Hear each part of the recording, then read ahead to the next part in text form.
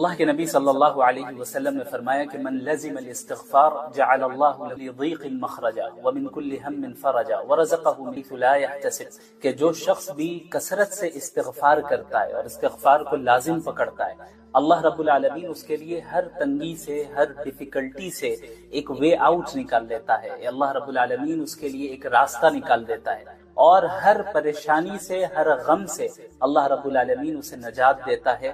وَرَزَقَهُ مِنْ حَيْثُ لَا يَحْتَسِبُ، اور اللہ رب العالمین اسے ایسی جگہ سے رزق عطا کرتا ہے جہاں سے اسے گمان بھی نہیں ہوتا۔ لہٰذا ہمیں چاہیے کہ ہم کثرت سے چلتے پھرتے، اٹھتے بیٹھتے ہر وقت استغفار کریں، اور اس کی میننگ پر غور کرتے ہوئے، ہم تدبر کرتے ہوئے استغفار کریں کہ ہم اللہ سے مغفرت طلب کر رہے ہیں۔ ہم نے جو اپنے پاس میں گناہ کیے ہیں، چاہے وہ چھوٹے گناہ ہو یا بڑے گناہ ہو، ہم سب سے توبہ کر رہے ہیں، اور یہ عزم کر رہے ہیں کہ یا اللہ میں ان گناہوں کو کبھی نہیں دہراؤں گا۔ اللہ رب العالمین پر توکل کرنے کا ہرگز یہ مطلب نہیں ہے کہ ہم اسباب کو اختیار کیے بغیر اور اپنی طرف سے محنت کیے بغیر اللہ پر بھروسہ کرتے رہیں اور مصیبت کے ٹل جانے اور کام کے پورا ہو جانے کا انتظار کرتے رہیں، بلکہ حقیقی توکل یہ ہے کہ ہم اپنی استطاعت کے بقدر مکمل کوشش کریں، محنت کریں، اسباب کو بھی اختیار کریں، اور پھر اس کے بعد مکمل طور پر اللہ رب العالمین پر اطمینان کے ساتھ بھروسہ رکھیں۔ اللہ رب العالمین نے قرآن کریم میں فرمایا وَمَن يَتَوَكَّلْ عَلَى اللَّهِ فَهُوَ حَسْبُهُ، کہ جو شخص بھی اللہ پر توکل رکھے گا اللہ اس کے لیے کافی ہے، یعنی اللہ اس کے لیے ہر چیز سے کافی ہے، اللہ اس کا حامی و ناصر ہے۔ آپ اندازہ کریں کہ اللہ رب العالمین آپ سے براہ راست کہہ رہا ہے کہ میں تمہارے لیے کافی ہوں۔ یہ کیا ہی بہترین راحت کا ذریعہ ہے اور اطمینان کا ذریعہ ہے۔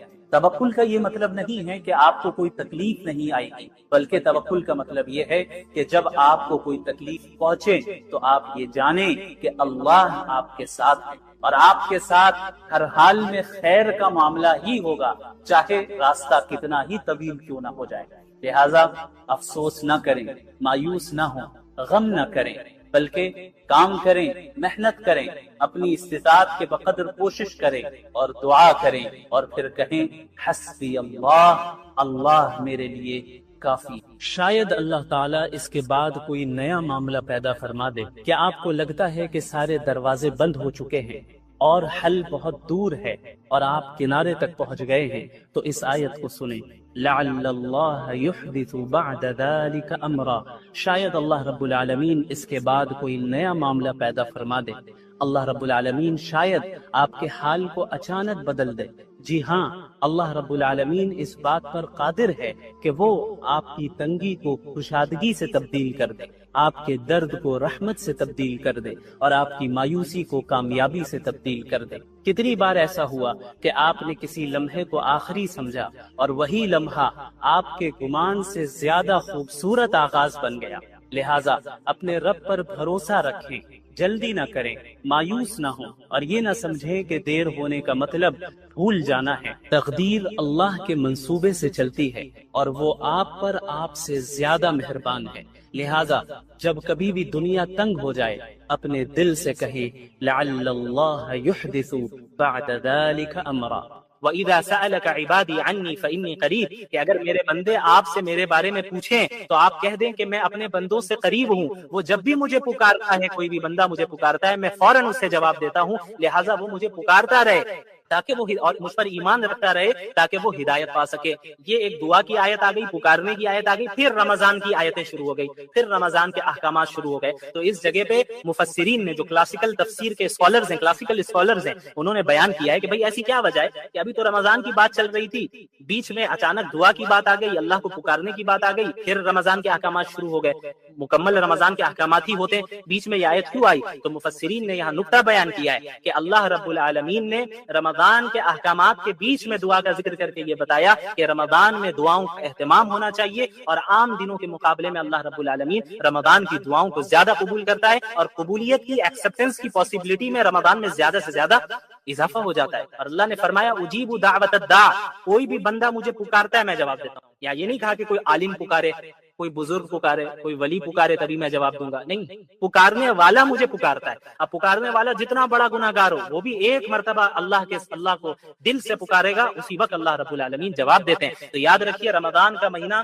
ایسا ہے جہاں اللہ نے رحمت کے دروازوں کو کھولا ہے اور آپ کو بلا رہا ہے. اللہ تیار ہے آپ کی مغفرت کرنے کے لیے اور آپ کو معاف کرنے کے لیے، بس انتظار ہمارے اور آپ کی توبہ کا ہے. ہم بس توبہ کر کے رجوع کر لیں. اللہ تو منتظر ہے، اللہ انتظار کر رہا ہے کہ یہ میرا بندہ اور میری بندی میرے پاس کب لوٹ کر آئیں، یہ واپس لوٹ کر آئیں. اور اتنی اپارچونٹیز ہماری دنیا میں اس دنیا میں اللہ نے ہمیں دے رکھی ہیں، اگر ہم ان تمام اپارچونٹیز کو ضائع کر رہے ہیں تو پھر کیا حاصل ہے؟ کچھ حاصل نہیں ہے. پھر رمضان میں اتنی اپارچونٹیز ہے. عام دنوں میں اللہ کے نبی نے کیا فرمایا صلی اللہ علیہ وسلم، وقت تھوڑا سا زیادہ ہو رہا ہے بس میں مکمل کروں گا، کہ عام دنوں میں رات کے آخری حصے میں اللہ رب العالمین بندوں کی طرف متوجہ ہوتا ہے اور کیا کہتا ہے، کوئی ہے پکارنے والا جو مجھے پکارے تو میں اسے دوں، کوئی ہے رزق مانگنے والا میں اسے رزق دوں، کوئی ہے مغفرت طلب کرنے والا میں اسے معاف کروں. یہ ہر رات ہوتا ہے، رمضان میں نہیں، ہر رات ہوتا ہے. اب آپ بتائیے پورے سال یہ اپارچونٹی ہمارے پاس ہوتی ہے، لیکن ہم میں کتنے ایسے ہیں جو اس اپارچونٹی کو اس کا صحیح فائدہ اٹھاتے ہیں؟ غور کرنے کی بات ہے. اور پھر رمضان کی اپارچونٹی الگ سے دے رکھی ہے اللہ نے. رمضان کے پورے مہینے صحیح روایت ہے، کئی محدثین نے اس روایت کو صحیح قرار دیا ہے کہ رمضان کے ہر دن اور ہر رات اللہ رب العالمین ایک بڑی تعداد کو جہنم سے نجات دیتا ہے. تو ہمیں اللہ سے ہر وقت امید لگائے رکھنی ہے. افطار کے وقت بھی جو ہے دعا کا اہتمام کرنا ہے. عموماً عورتوں کا کیا مسئلہ ہوتا ہے کہ مجبور بھی ہو جاتی ہیں بیچاری کہ انہیں پکوڑے تلنے میں وہ مصروف ہے، اس وقت دعا کا اہتمام نہیں ہو رہا ہے. تو گھر والوں کو بھی سمجھنا چاہیے، مردوں کو بھی ان چیزوں کو میں کوپریٹ کرنا چاہیے کہ یہ مہینہ کھانے کے لیے نہیں ہے. ہاں جتنا آپ کر سکے اچھی بات ہے، لیکن ہر ایک کو عبادت کرنے کی توفیق دے، ایک دوسرے کا ہیلپ کرے. یہ نہیں کہ عورتیں غلام ہوتی ہیں، بیوی غلام ہوتی ہیں، باندیوں کی طرح کھٹتی رہے اور وہ کام کرتی رہے، آپ عبادت کرتے رہے ماشاءاللہ، یہ بھی نہیں. اور اسی طرح عورتوں کی بھی ذمہ داری ہے کہ یہ نہیں کہ شوہر خالی آپ کا اے ٹی ایم مشین ہے اور وہ جو ہے باہر سے بازار سے سامان لاتا رہے گا اور یہ کرتا رہے، آپ گھر میں جو ہے آرام سے رہنا چاہیے اور سامنے والا میرا شوہر جیسا بھی رہ رہا ہے کوئی فرق نہیں پڑتا، یہ بھی غلط ہے. تو یہ جو زندگی ہے ایک دوسرے کے ساتھ تعاون کر کے، ایک دوسرے سے محبت کر کے، ایک دوسرے کا خیال رکھ کے اور ایک دوسرے کے لیے قربانی دے کر آگے بڑھے گی. اور پھر اسی زندگی میں جب ہم ایک دوسرے کے لیے قربانی دیں گے، دنیاوی چیزوں میں بھی اور آخرت کی چیزوں میں بھی فکر کریں گے کہ بھائی میری بیوی نے نماز پڑھی یا نہیں پڑھی، میرے شوہر نے نماز پڑھی یا نہیں پڑھی، میرے والدین نے نماز پڑھی یا نہیں پڑھی، میری اولاد کو موقع ملا کہ نہیں ملا نماز پڑھنے کا. ان تمام چیزوں کا جب ہم لحاظ رکھیں گے تو ہمارے گھر میں ایک مبارک اور بابرکت اسلامی معاشرہ اور ماحول قائم ہو جائے گا. اور اللہ رب العالمین سے امید ہے کہ ہم اللہ کے مقرب بندوں میں شامل ہو جائیں گے. لا يحب اللہ الجہر بالسوء من القول الا من ظلم. اللہ تعالیٰ نے اس میں یہ بیان فرمایا کہ اللہ تعالیٰ کسی کی برائی کرنے کو پسند نہیں کرتا، یعنی اللہ تعالیٰ غیبت کو پسند نہیں کرتا، اور کوئی کسی کی برائی بیان کرے اللہ تعالیٰ اس کو پسند نہیں کرتا. الا من ظلم، سوائے اس شخص کے جو مظلوم ہو. یعنی ایک مظلوم اگر اپنے ظلم کی داستان کسی کو سنا رہا ہے، یا مثلا جو ظالم اس پر ظلم کر رہا ہے اس ظالم کی شکایت وہ مظلوم کسی سے کر رہا ہے، تو یہ غیبت میں داخل نہیں ہے، بلکہ یہ مظلوم کا حق ہے کہ وہ حق کے لیے آواز اٹھائے، کہ اس پر جو ظلم ہو رہا ہے اور جو زیادتی ہو رہی ہے اس کے خلاف وہ آواز اٹھائے. اور اس آواز اٹھانے میں وہ اگر ظالم کی برائی بیان کر رہا ہے اور اس نے جو ظلم و زیادتی اس پر ڈھائی ہے اس کو بیان کر رہا ہے، تو یہ چیز غیبت میں ہرگز داخل نہیں ہے، یہ اس کا حق ہے.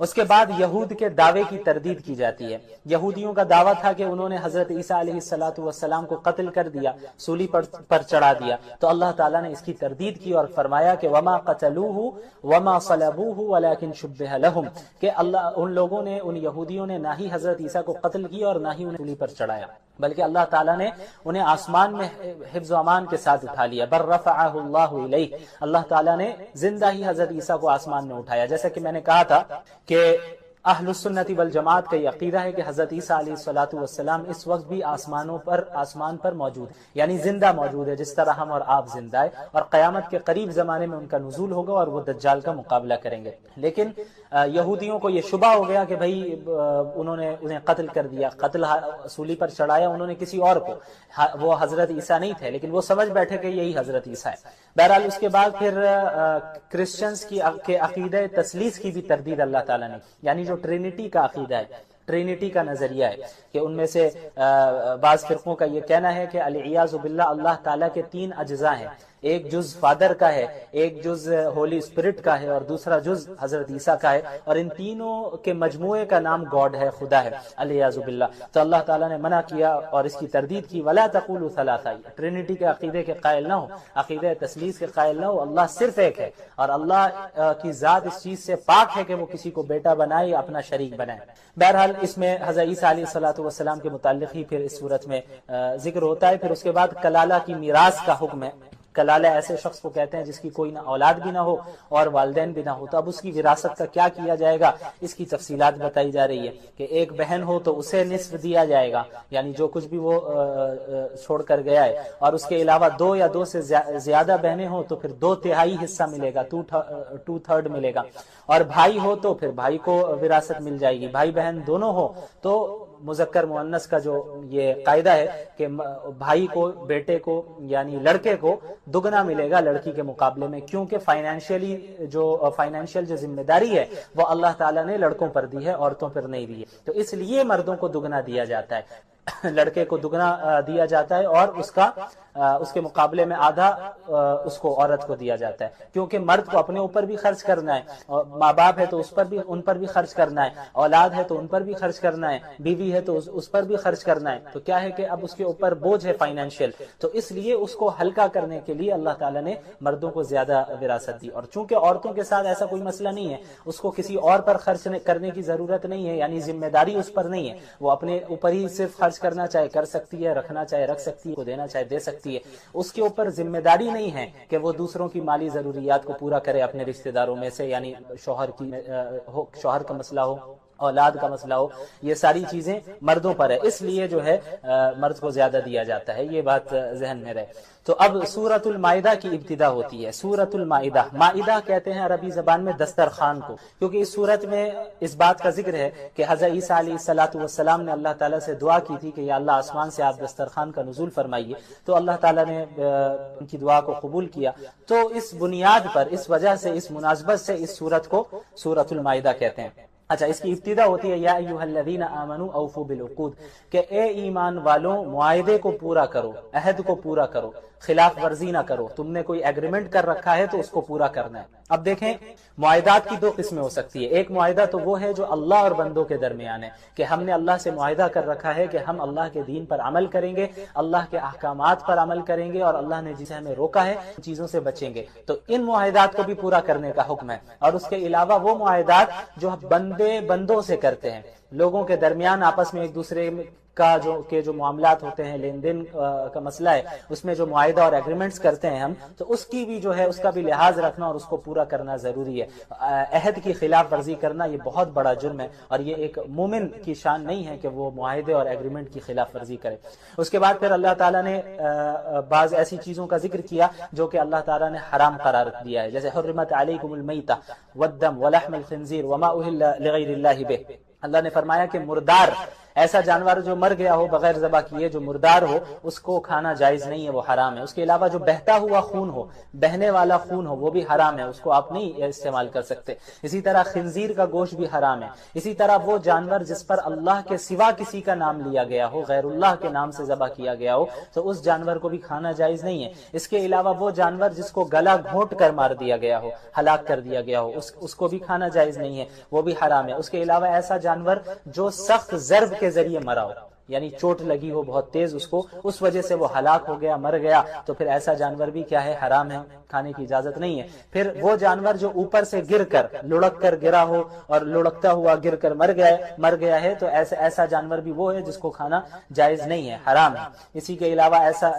کے علاوہ وہ جانور جس کو کسی درندے نے کھایا ہو، زخمی کر کے پھاڑ دیا ہو اور پھر وہ مر گیا ہو، تو پھر ایسے جانور کو بھی کیا ہے کہ کھانا جائز نہیں ہے۔ ہاں، حالت اضطرار میں، یعنی ایسی صورت آپ کے سامنے آ گئی کہ اب یہی مردار ہے یا یہی ایسی قسم کے جانور ہے، اور آپ کے علاوہ کھانے کو آپ کے پاس کچھ نہیں ہے، اور آپ بالکل مرنے کے قریب ہیں، تو جان بچانے کے لیے بقدر ضرورت حرام چیز سے یعنی اس کو استعمال کیا جا سکتا ہے، لیکن اتنا ہی استعمال کیا جا سکتا ہے جس سے آپ کی جان بچے بس، اور اس کی اجازت ہے صرف جان بچانے کے لیے، یعنی اس کے علاوہ آپ کے پاس اور کوئی آپشن نہیں، تب اللہ نے اس کی اجازت دی۔ اس کے بعد ایک بہت ہی اہم آیت ہے جس میں اللہ نے تکمیل دین کا اعلان کیا۔ اللہ تعالیٰ نے فرمایا کہ الیوم اکملت لکم دینکم واتممت علیکم نعمتی ورضیت لکم الاسلام دینا، کہ آج ہم نے تم پر اس دین کو مکمل کر دیا ہے اور تم اپنی نعمت کو تم پر مکمل کر دیا ہے، اور تمہارے لیے اسلام کو ایز اے ریلیجن میں نے پسند کر لیا ہے، ایز اے دین ہم نے سلیکٹ کر لیا۔ یعنی اس آیت کا جو نزول ہوا آپ کو معلوم ہونا چاہیے، یہ عرفات، میدان عرفات میں اس آیت کا نزول ہوا، اور احکام کے اعتبار سے سمجھیں کہ آپ یہ آخری آیت ہے، اس کے بعد کوئی نیا حکم نازل نہیں ہوا اور کوئی چیز منسوخ نہیں ہوئی۔ اس میں یہ اللہ تعالیٰ نے بتایا کہ آج کے دن دین آپ پر مکمل ہو گیا ہے، مسلمانوں آپ سب پر مکمل ہو گیا۔ تو اس کا مطلب یہ ہوا کہ اب اس دین میں حذف و اضافے کی گنجائش نہیں، اس دین سے کسی چیز کو اب نکالا نہیں جا سکتا اور کسی باہر کی چیز کو اس دین میں ایڈ نہیں کیا جا سکتا۔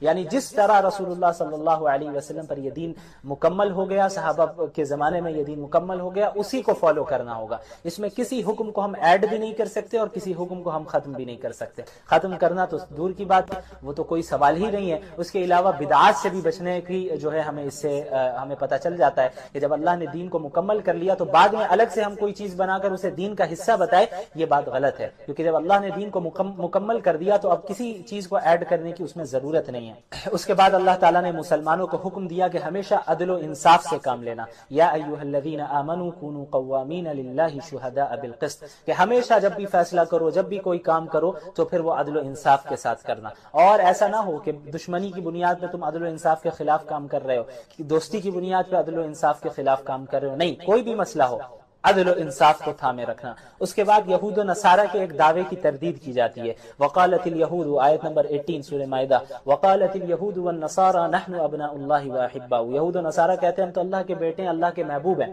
یہود و نصارہ کا بڑا دعویٰ تھا یہ بنی اسرائیل کا کہ چونکہ ہمارے یہاں انبیاء بہت کثرت سے بھیجے گئے ہیں، ہم انبیاء کی اولاد ہیں، اس لیے اللہ تعالی ہم سے ناراض نہیں ہوگا، یعنی اگر ہم نے کوئی غلطی کی بھی تو اللہ تعالی ہم سے ناراض نہیں ہوگا، ہم تو اللہ کے محبوب بندے ہیں، ہم اللہ انبیاء کی اولاد ہیں۔ تو اللہ تعالی نے ان کے عقیدے کی تردید کی، ایسا نہیں ہوگا۔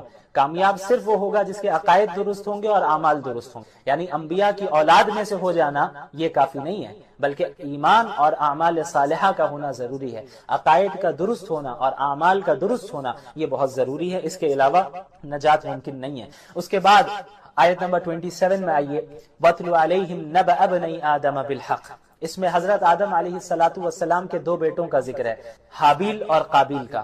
حضرت آدم علیہ السلام کی جب اولاد پیدا ہوتی حضرت حوا سے تو وہ جڑواں اولاد پیدا ہوا کرتی، یعنی ایک بیٹا اور ایک بیٹی ایک ساتھ پیدا ہوتے، تو یہ جو ایک ساتھ پیدا ہو رہے ہیں ان کا آپس میں نکاح کرنا جائز نہیں تھا، یہ حقیقی بھائی بہن سمجھے جاتے تھے حضرت آدم کی شریعت کے اعتبار سے۔ اور پھر اگلی بار جب حمل سے دوسری اولاد پیدا ہوتی اور ایک بیٹا اور ایک اور بیٹی ساتھ میں ایک ساتھ پیدا ہوتی تو پہلی اولاد کا اس اولاد کے ساتھ نکاح کرنا جائز تھا، یعنی جو دو ایک ساتھ پیدا ہو رہے ہیں لڑکا اور لڑکی وہ ان آپس میں نکاح نہیں کر سکتے تھے، اب جو بعد میں پیدا ہو رہے ہیں ان کے ساتھ ان کا نکاح ہوتا تھا حضرت آدم کی شریعت میں۔ تو جو یہ قابیل تھا، قابیل کے ساتھ جو لڑکی پیدا ہوئی تھی وہ زیادہ خوبصورت تھی، قابیل کے ساتھ جو لڑکی پیدا ہوئی تھی وہ زیادہ خوبصورت تھی، لیکن اصول کے اعتبار سے قابیل اس لڑکی سے نکاح نہیں کر سکتا تھا کیونکہ وہ ساتھ میں پیدا ہوئے ہیں اور وہ حقیقی بھائی بہن ہوئے۔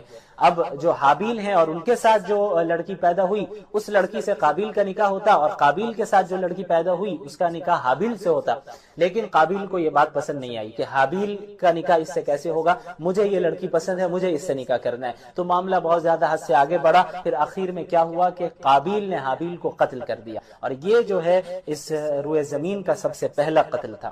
یہ مختصراً مغضوب علیہم ولا الضالین، ان لوگوں کا راستہ نہ دکھائیے یا اللہ، ہمیں ان لوگوں کو فالو نہیں کرنا ہے جو مغضوب ہے، مغضوب علیہم۔ مغضوب علیہم کا کیا مطلب ہوتا ہے؟ جن پر اللہ کا غضب نازل ہوا، جن پر اللہ کا غصہ نازل ہوا۔ یہ کون لوگ ہیں؟ مفسرین نے بتایا کہ یہود ہیں۔ تو یہود کیسے ہو گئے مغضوب علیہم؟ ان کے پاس علم موجود تھا، تورات کا علم تھا، تورات میں مذکور تھا کہ محمد رسول اللہ صلی اللہ علیہ وسلم آخری نبی آئیں گے، لیکن انہوں نے ریجیکٹ کر دیا، علم ہونے کے بعد بھی عمل نہیں کیا۔ تو جو لوگ علم ہونے کے باوجود اللہ کی نافرمانی کرتے ہیں، عمل نہیں کرتے، وہ مغضوب علیہم ہیں، ان پر اللہ کا غضب نازل ہوتا ہے۔ تو ہم سب پناہ چاہتے ہیں ایسے افراد میں ہم داخل نہ ہوں. اور وَلَضَّالِّينَ، اور نہ ہی ہم ضالین میں ہونا چاہتے ہیں. ضالین کون ہے؟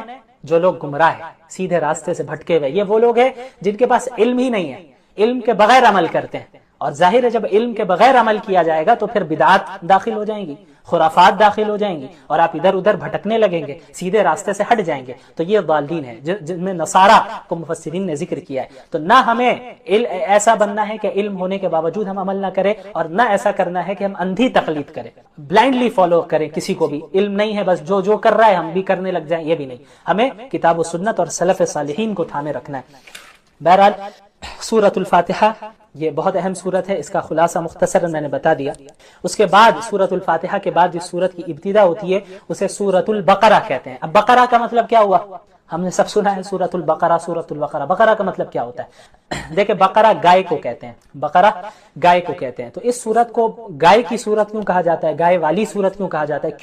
کیونکہ اس سورت میں بنی اسرائیل کا ایک خاص واقعہ ذکر کیا گیا ہے، جس واقعے کا گائے سے تعلق ہے، بقرہ سے تعلق ہے. تو اس مناسبت سے اس سورت کو سورۃ البقرہ کہا جاتا ہے. وہ واقعہ کیا ہے اسی بارے میں وہ یہ ہے کہ حضرت موسیٰ علیہ السلام کے دور میں بنی اسرائیل میں ایک شخص کا قتل کر دیا جاتا ہے، یعنی ایک شخص کو قتل کر دیا جاتا ہے. اور کس نے قتل کیا، قاتل کون ہوتا ہے یہ معلوم نہیں چلتا ہے. تو بنی اسرائیل کے لوگ آتے ہیں اللہ کے نبی حضرت موسیٰ علیہ السلام کے پاس اور آ کر عرض کرتے ہیں کہ اے موسیٰ علیہ السلام، ہمیں اس کے قاتل کا پتہ ہی نہیں چل رہا ہے کہ کس نے اسے قتل کر دیا ہے. آپ اللہ رب العالمین سے دعا کریں کہ ہمیں قاتل کا پتہ بتا دیں. تو حضرت موسیٰ علیہ السلام دعا کرتے ہیں. دعا کرنے کے بعد اللہ رب العالمین کی طرف سے حکم ہوتا ہے کہ ان سے کہو کہ ایک گائے کو ذبح کریں، اور پھر ذبح کرنے کے بعد اسی گائے کے ایک حصے سے اس مقتول کو، یعنی جو مر چکا ہے جس کا قتل کیا گیا ہے، اس کے باڈی میں ٹچ کریں. تو اس سے ہوگا یہ کہ وہ انسان دوبارہ زندہ ہوگا اور یہ بتا دے گا کہ قاتل کون ہے، مجھے کس نے مارا، اور بتا کر پھر مر جائے گا. تو یہ ایک معجزہ تھا جسے حضرت موسیٰ علیہ السلام کے ذریعے صادر کروانا تھا اللہ رب العالمین کو. تو ایسا ہی ہوا. پھر پوری تفصیلات ہے، چونکہ یہ مجھے خلاصہ بیان کرنا ہے تو میں زیادہ ڈیٹیل میں نہیں جاؤں گا.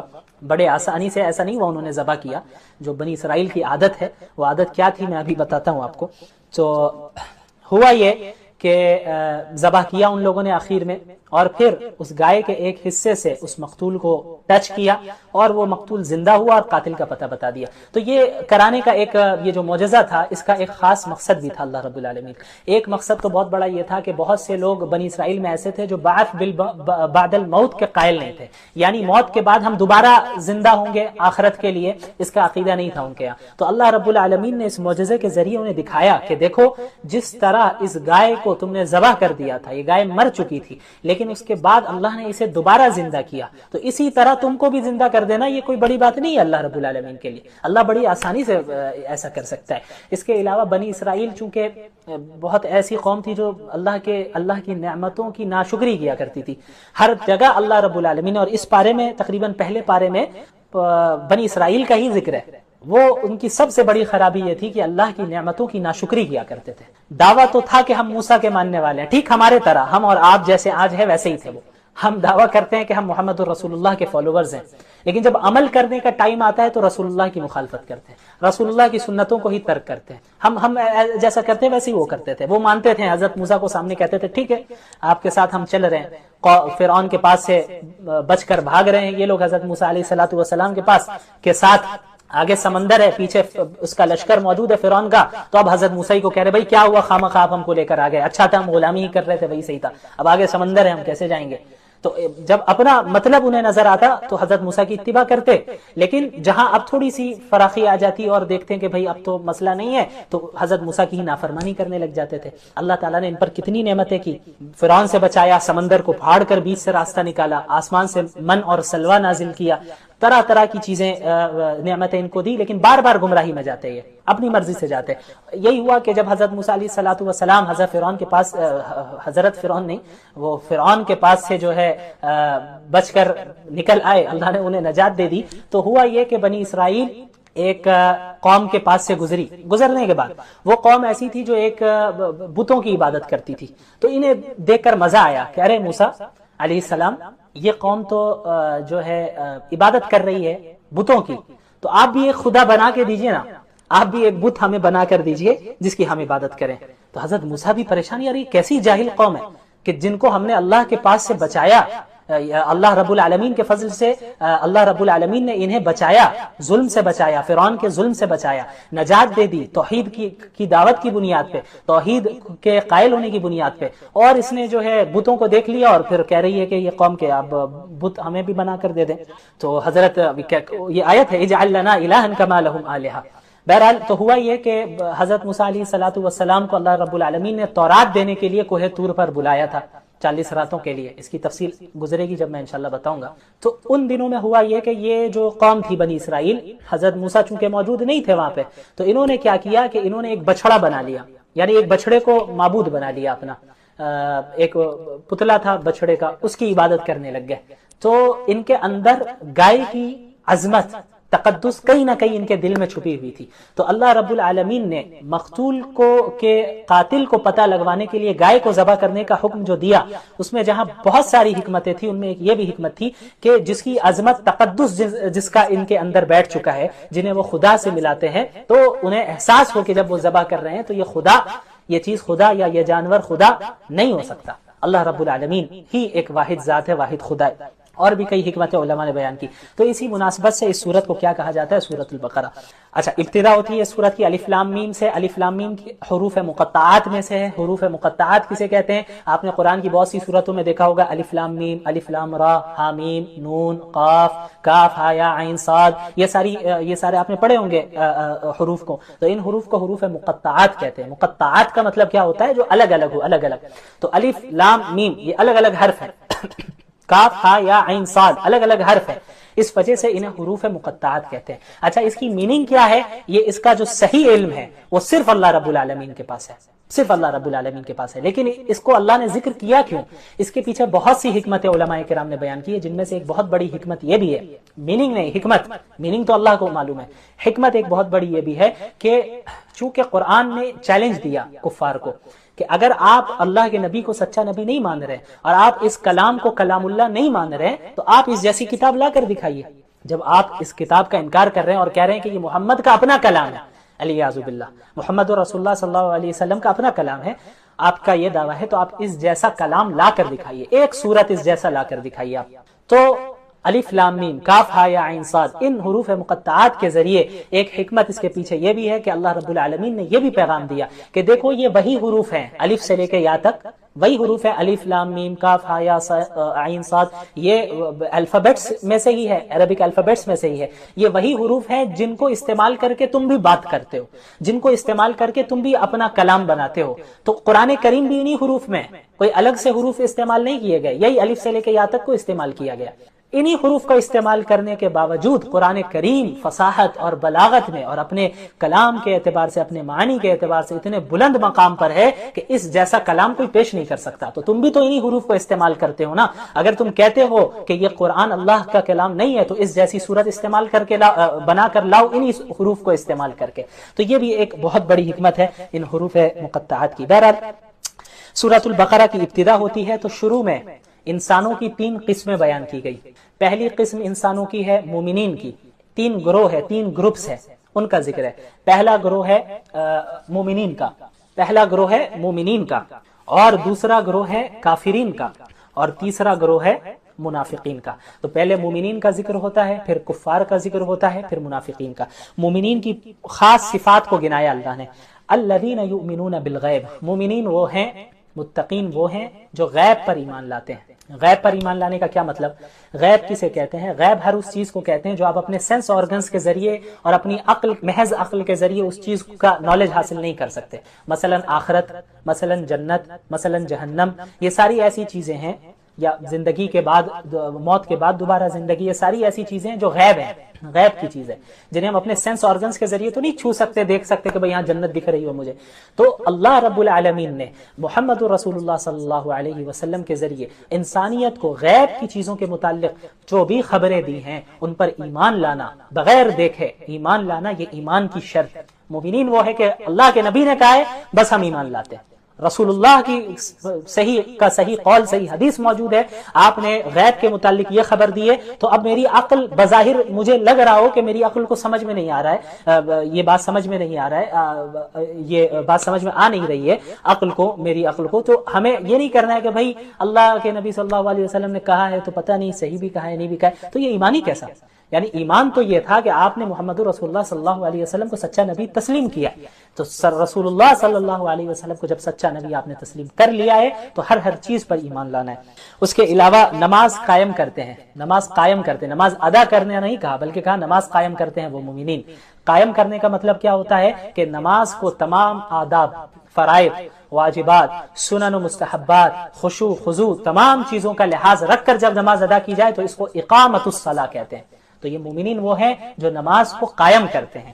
تیسری چیز زکوٰۃ ادا کرتے ہیں، اپنے مال سے خرچ کرتے ہیں اللہ کے راستے میں، غریبوں پہ خرچ کرتے ہیں۔ تو یہ وہ اوصاف ہیں جن پر جو ہے ایک مومنین کو کیا ہے متصف ہونا چاہیے، اور پچھلی کتابوں پر بھی ایمان لاتے ہیں، قرآن پر بھی ایمان لاتے ہیں، اور آخرت پر بھی ایمان رکھتے ہیں۔ اس کے بعد کفار کا ذکر ہوتا ہے کہ بھائی جو کفار ہیں وہ تو ہٹ درمی میں انکار کر رہے ہیں، وہ تو مان ہی نہیں رہے، تو پھر اللہ رب العالمین نے اللہ کے نبی کو بتا دیا صلی اللہ علیہ وسلم کہ آپ ان کے پیچھے جتنی کوشش کر رہے ہیں، آپ صلی اللہ علیہ وسلم پریشان ہوتے تھے کہ کفار بھی ایمان لے آئے، وہ بھی بچ جائیں، وہ بھی جنت میں جائیں، وہ جہنم کی آگ سے بچ جائے، آپ کو فکر تھی، آپ بہت پریشان ہوتے تھے۔ تو اللہ نے فرمایا سواء علیہم اانذرتہم ام لم تنذرہم لا یؤمنون، کہ یہ ان کے لیے برابر ہے، آپ ان کو اللہ کے عذاب سے ڈرائیں یا نہ ڈرائیں، وہ ایمان نہیں لانے والے، وہ ایمان نہیں لانے والے ہیں۔ تو ان کے بدعمالیوں کے نتیجے میں، ان کے غلط عقائد اور غلط کردار اور غلط حرکتوں کے نتیجے میں ان کو دنیاوی سزا ہی یہ ملی ہے کہ ان کے دلوں پر، ان کے کانوں پر مہر لگ چکی ہے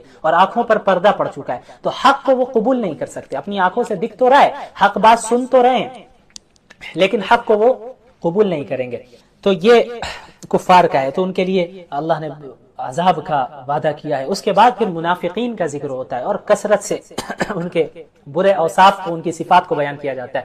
منافق کسے کہتے ہیں؟ منافق وہ شخص ہوتا ہے جو اپنے دل میں کفر کو چھپا رہا ہو، اندر سے ہے کافر، اندر سے اللہ اور اس کے رسول پر ایمان نہیں رکھتا، اندر سے مسلمان نہیں ہے، لیکن مسلمانوں کے سامنے وہ مسلمان بنتا ہے کہ بھئی ہم بھی مسلمان ہیں، ہم بھی اللہ کو مانتے ہیں، اللہ کے رسول کو مانتے ہیں، سازش کرنے کی بنیاد پہ، تاکہ سازش کرے اور مسلمانوں کے سامنے اپنا بنے اور پھر کفار کے سامنے پیچھے جا کر سازش کرے۔ تو ان کے برے اعمال کا اور ان کے بری حرکتوں اور بری صفات کا ذکر کیا گیا۔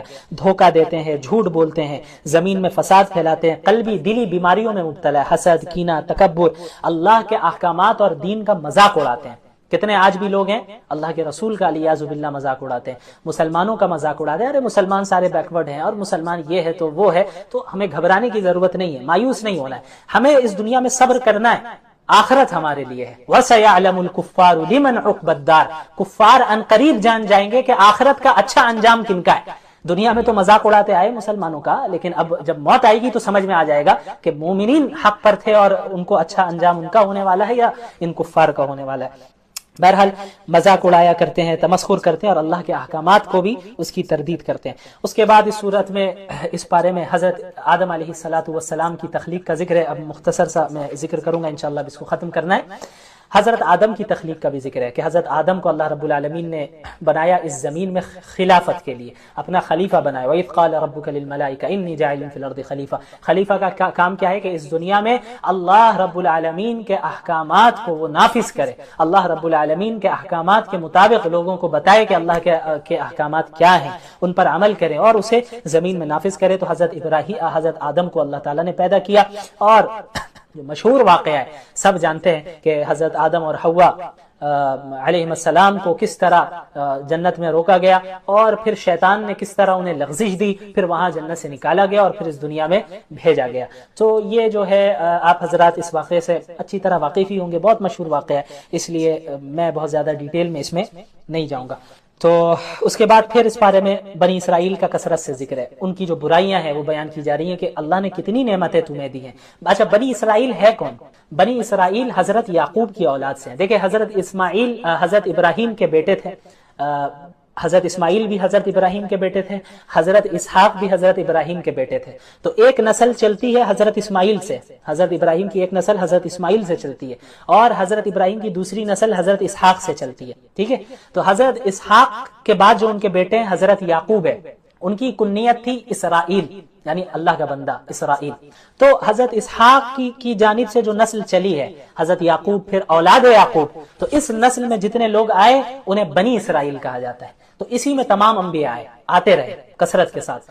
اچھا، حضرت ابراہیم کے بعد جو حضرت اسماعیل ہیں، ان کی جو نسل چلی، تو حضرت اسماعیل کے بعد اور کوئی نبی نہیں آئے، آخر میں ڈائریکٹ محمد الرسول اللہ صلی اللہ علیہ وسلم۔ تو محمد الرسول اللہ صلی اللہ علیہ وسلم حضرت اسماعیل کی نسل سے تھے۔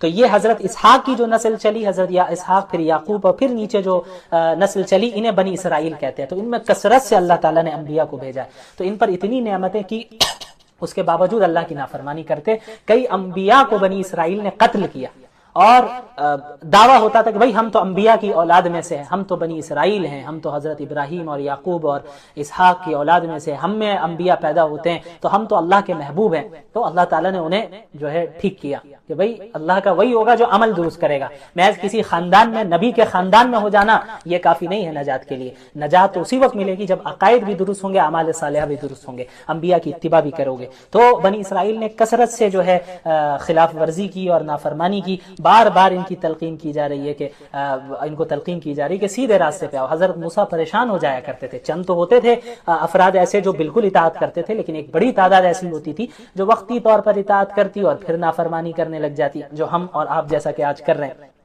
تو ان کو بھی بہت اللہ رب العالمین نے ان کے متعلق بہت سی باتیں سنائی ہیں۔ اس کے بعد ایک بہت ہی اہم بات، چونکہ ان کا ایک بہت بڑا جرم یہ بھی تھا کہ یہ تحریف کرتے تھے۔ تحریف کسے کہتے ہیں؟ کہ تبدیل کر دینا۔ اللہ کی کتاب میں، تورات میں انہوں نے تبدیلی کی، اللہ نے آیت نازل کی ہے کچھ اور یہ بیان کر رہے ہیں کچھ، کہ بھئی یہاں تورات میں یہ لکھا ہے، حالانکہ ایسا نہیں لکھا۔ تو قرآن کو بھی بعض لوگوں نے بدلنے کی کوشش کی، تو تحریف کرنے کی کوشش کی، لیکن قرآن الحمدللہ چونکہ اللہ نے اس کی حفاظت کا وعدہ لے رکھا ہے، آج تک محفوظ ہے۔ پچھلی کتابوں کی حفاظت کا وعدہ اللہ نے نہیں لے رکھا تھا، تو اس میں تحریف ہو گئی، تبدیلی ہو گئی۔ تو تحریف کی بھی